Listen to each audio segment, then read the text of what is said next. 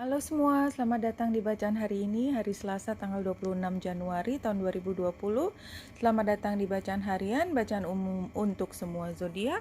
Ambil hanya jika resonate, silakan lihat description box di bawah video ini untuk melihat rangkumannya. Buku kalau di dalam Lenormand itu seperti investigasi. Jadi, tapi kan kalau buku itu tempatnya udah ketahuan, kita udah tahu di mana mencari informasi itu, hanya saja kita belum mendapatkan secara lengkap informasi tersebut yang kita butuhkan. Untuk apa? Untuk menghadapi satu ujian ke depan. Jadi ini sebenarnya kayak ya kita belajar untuk ujian kan biasanya, dan ujian itu ujian hidup, termasuk sebenarnya bukan ujian ya, masalah. Kalau kita dalam keseharian juga dalam memecahkan masalah atau mengambil keputusan, kadang-kadang kita lihat ke Mbah Google ya, biasa itu kita pengen tahu sebenarnya lebih lanjut itu apa. Nggak usah di Mbah Google, di YouTube, mungkin kalau buat teman-teman yang masalahnya adalah bagaimana mencari gaun yang paling cocok untuk satu pesta pernikahan gitu kan, udah tahu kemana harus mencari tokonya, something like that ya. Jadi artinya ini adalah sesuatu yang kita bisa temukan di mana lokasinya, tapi memang harus searching. Jadi hari ini barangkali memang fokusnya adalah searching informasi ya. Tapi sampai kita berpikir, oh iya kita cari di Google aja, oh iya kita cari di salah satu tempat belanja online ya, itu kan bukan yang sama sekali baru karena kita udah pernah melakukan hal tersebut. Jadi dimanapun tempat yang kita cari ini, itu bukan hal yang baru, tetapi informasinya adalah informasi yang baru, dan informasi itu kita butuhkan untuk kita ingin mengambil satu keputusan untuk masalah yang akan kita hadapi. Kira-kira seperti itu. Hari ini saya sudah mengambil dari 2 deck. Kartu yang pertama, Aurora. You are flying high right now, which may threaten others, but don't descend because others will soon become inspired by your example. Ini buat beberapa teman ya, just for information aja. Saya mau ngambil dari dua sisinya. Jadi saya termasuk orang yang kebetulan dikasih kemampuan untuk punya ide-ide baru, dan sebenarnya kalau kita tanya beberapa orang memang dapat itu udah dari lahir ya. Kalau saya lihat dari Merkurius saya, dari bulannya saya, itu sangat memungkinkan saya nggak terlalu peduli dengan omongan orang. Tapi bukan berarti kalau saya nggak peduli sama omongan orang, terus ada orang ngomong sesuatu tentang diri saya terus saya nggak kena gitu. Kena juga, sama aja. Dan itu pembelajaran yang panjang di hidup saya untuk menjadi berbeda dengan orang lain, dan it's okay to be berbeda. Believe me, so hard to be berbeda. Berbeda itu sukar, karena nomor satu dibutuhkan diri orang yang memang kuat, dan kebetulan saya juga punya Aries Ascendant itu yang membuat saya menjadi lebih berani. Tidak semua orang punya kemewahan untuk kemudian berani lantang tentang diri sendiri, dan dia memilih akhirnya menjadi orang yang kebanyakan yang sebenarnya tidak mencoba mencari hal baru, tetapi melihat yang sudah ada dan mengatakan sesuatu yang buruk tentang orang lain hanya karena dia tidak mengerti. Oke? Jadi ini buat teman-teman yang saya ambilnya di posisi yang satunya, di posisi ketika menjadi berbeda, menjadi diri sendiri yang cemerlang, itu ternyata ada tantangannya. Apa? Omongannya orang yang berusaha untuk mengecilkan dia. Bahkan mungkin dari omongan orang yang dia sendiri belum pernah dengar, tapi kemudian omongan itu seperti udah diinternalisasi sendiri, sehingga yang mengecilkan itu bukan lagi orang lain tapi diri sendiri, melemahkan semua inisiatifnya. Jadi kartu ini seperti mengingatkan saya, karena saya belajar banyak dari kehidupan tentang ini ya, dan kartu ini seperti keluar kayak nohok saya untuk mengatakan buat teman-teman, kalau kamu punya kelebihan dan orang lain melihat dengan sebelah mata, bahkan mengatakan hal yang buruk hanya karena mereka nggak ngerti, hanya karena kamu punya kelebihan dibandingkan dia dan dia nggak tahu bagaimana caranya memahami dirimu kecuali dengan mengatakan hal buruk, maka hari ini seperti dikasih tahu bahwa you'll be just fine, ya. Yang namanya bakat, keberbedaanmu itu adalah hadiah untukmu. Dan itu adalah sesuatu yang kau harus hargai, bahwa kamu mendapatkan hadiah itu. Gunakan hadiah itu untuk yang terbaik untuk hidupmu. Oke? Ini Aurora. Entah kenapa saya merasa harus menjelaskan lebih jauh tentang itu, karena banyak sekali teman-teman yang mendapatkan bully hanya karena dirinya sangat istimewa. Nggak adil kalau saya mengatakannya demikian ya. Cara mengatakannya saya kan kayaknya nggak adil. Tapi itulah, orang bisa bicara dengan kata-kata lain mengatakan bahwa orang itu aneh ya, titik.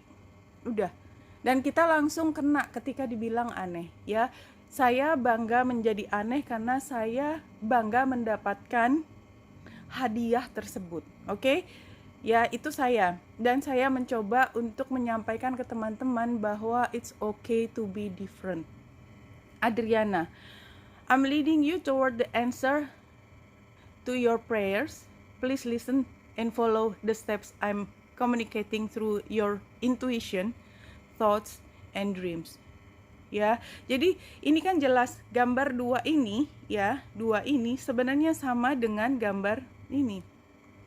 Informasi itu sudah ada di dalam dirimu, tetapi kamu perlu untuk menggali. Jadi apa sih yang bikin kita takut mengambil informasi itu? Apalagi informasi itu datang dari intuisi kita. Yang kita tahu nggak usah dikasih tahu orang, tuh kita tahu. Kenapa? Karena ada yang membimbingmu. Yang membimbing bukan ucapannya orang, tetapi intuisi. Jadi ada sesuatu proses di dalam diri kita yang mengatakan ini loh jalan keluarnya. Tapi kita nggak berani breakthrough karena kita takut ucapan orang lain. Itu, ya. Dan kalaupun ini kita akhirnya punya keberanian. Jadi pertama kita percaya bahwa intuisi kita benar. Itu kan sesuatu yang ada di dalam diri kita. Dia kan prosesnya belum selesai di situ.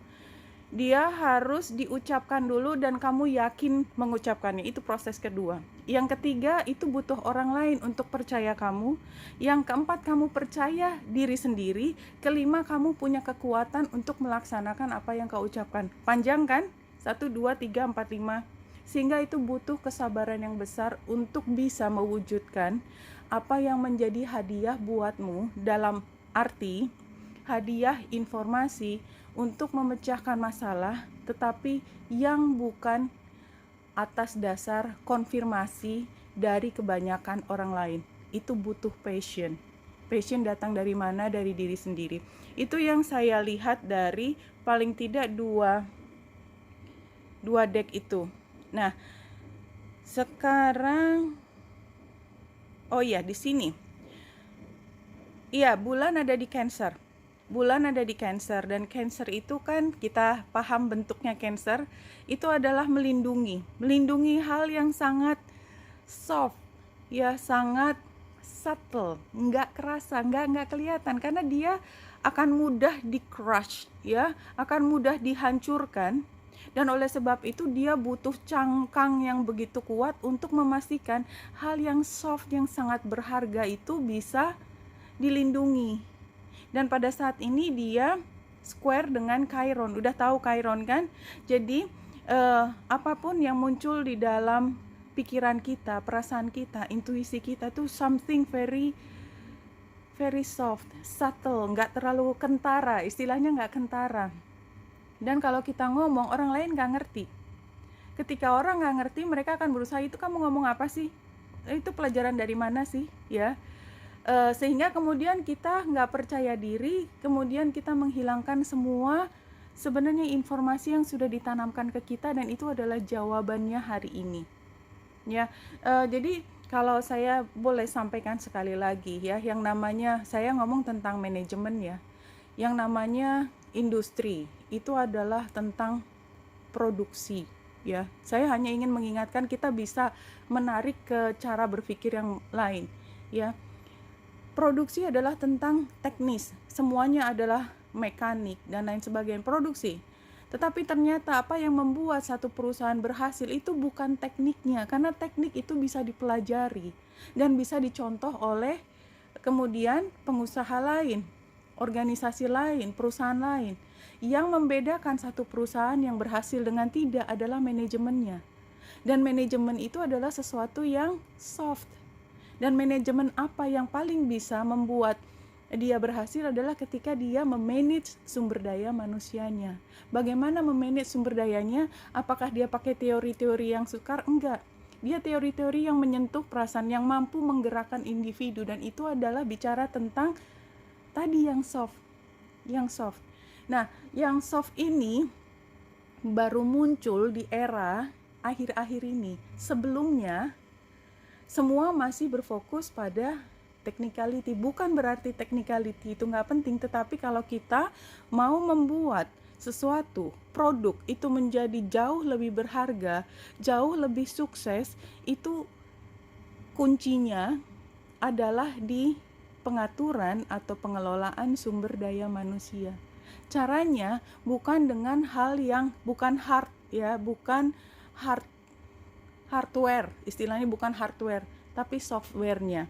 Oke, saya nggak tahu kenapa ngomong panjang lebar tentang hal ini, tapi anyway itu yang muncul di kepala saya, mudah-mudahan bisa bermanfaat. Tapi ya, manajemen termasuk manajemen kalbu, istilahnya yang paling banyak didengar sekarang manajemen kalbu, manajemen emosi, manajemen berpikir, karena kita bisa berpikir dengan sangat cerdas, tapi kalau pikiran cerdas kita lari ke sana kemari, nggak ada yang ngatur, nggak ada yang manage ke arah yang lebih positif, maka ya akhirnya nggak kepake. Itu yang dimaksud di sini. Oke,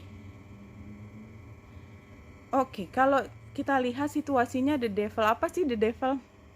The devil itu dalam kartu tarot ini memang agak confusing ya. Sebagian mengatakan, karena memang gambarnya langsung kita lihat adalah hal yang buruk kan ya. The devil, temptation, godaan, kemudian korupsi ada di sini. Tapi ini sebenarnya juga karena semua kartu itu selalu ada sisi baiknya. Sisi baiknya adalah pengaturan. Jadi saya melihat the devil ini situasinya adalah bagaimana kita mengendalikan semua insting-insting tersebut ya. Insting itu termasuk cara kita berpikir, termasuk bagaimana kita berpikir tentang yang technicality tadi supaya kita bisa mengarahkan pada hal yang positif. Jadi saya melihatnya lebih hal yang positif, walaupun mungkin buat beberapa orang ini adalah temptation beneran ya. Jadi kayak godaan untuk korupsi dan lain sebagainya. Karena kita dalam keseharian ya, dalam hari ini ya, kita mungkin harus banyak berkoordinasi dengan orang, dengan macam-macam orang, dengan orang yang ingin menggoda kita, tanda petik, dengan orang yang punya agenda di balik itu, tapi dia ngomongnya manis sekali dan kita nggak tahu kita sedang masuk perangkap. So hari ini sepertinya itu. Nah, kita lihat ini sarannya adalah Five of Swords. Five of Swords itu ketika kita sudah tahu kondisinya dan kita tidak ingin bergelut atau masuk ke dalam situasi yang sudah pasti nggak ada gunanya. Jadi kalau kita tahu bahwa dia akan mengatakan hal yang bohong, ya, we don't deal with that. Kalau ada orang yang provoking kita, mengatakan, dasar kamu gini, maksudnya dia untuk mancing kita kan? Jangan kepancing sama ucapan orang lain, walaupun dia mungkin mancingnya pakai apa? Dasar kamu orang aneh. Tadi karena di depan kan udah bicara tentang itu ya. Dasar kamu aneh. Kemudian kita berusaha untuk menjelaskan, aku nggak aneh, aku gini-gini. Kalau kita berusaha menjelaskan ke orang yang pikirannya sudah sampai pada kesimpulan, sudah jadi hal yang nggak mungkin diubah, kita menjelasin 1000 kali dia nggak akan berubah. Dan itulah, jadi ngapain kita buang-buang tenaga ngasih tahu orang sesuatu yang kita udah tahu nggak akan berubah juga. Leave it. Ambil hanya orang-orang yang mendukung kita hari ini ya. Kayaknya pesannya jelas sih hari ini ya. Kita lihat pesan dari spirit. Jadi kemungkinan mungkin hari ini kita ketemu sama orang yang mungkin punya agenda tertentu, dia punya kecenderungan untuk ingin memanipulasi kita melakukan sesuatu. Jangan diladenin. It's time to remember that you are one with all there is. Kenapa mereka ingin membuat kita melakukan sesuatu? Karena sumber dayanya, karena kekayaannya itu bukan dari mereka tetapi dari kita. Mereka yang ingin mengambil sesuatu dari kita. Ingat, ini energinya bolak-balik ya. Kalau kita yang ingin memanipulasi orang karena kita ingin mengambil keuntungan dari dia, saya hanya ingin mengingatkan bahwa kalau kita mengambil sesuatu yang bukan hak milik kita, cepat atau lambat universe akan ngeklaim. Mungkin dia, mungkin orang lain, tapi akan selalu terlihat. Buat teman-teman yang sudah biasa melakukan pembukuan atau yang melakukan administrasi keuangan yang jujur ataupun yang sebaliknya, tahu bahwa selalu ada cara untuk melihat yang benar. Dan kalaupun kita ingin menyembunyikan sesuatu dalam hal administrasi keuangan, pembukuan, pencatatan dan lain sebagainya, hal yang aneh walaupun tidak terlihat di kertas-kertas itu pasti akan terlihat jejaknya kemudian. Karena kalau nggak masuk akal ya nggak masuk akal. Itulah keuntungannya kita hidup di bumi ini, di dunia ini, karena kita pakai rules, aturan, di mana hukum keseimbangan itu selalu ada. Jadi kalau ada sesuatu yang nggak seimbang, pasti tanpa harus diajarkan semua makhluk akan mencari keseimbangan itu. Jadi kalau ada yang rugi, cepat atau lambat, mungkin memakan waktu katakanlah 1 bulan, ada yang 20 tahun, ada yang mungkin setelah lewat generasi, tapi tetap akan terlihat. Oke, Wenita Indrasari di sini, semoga membantu. Salam hati dan cahaya.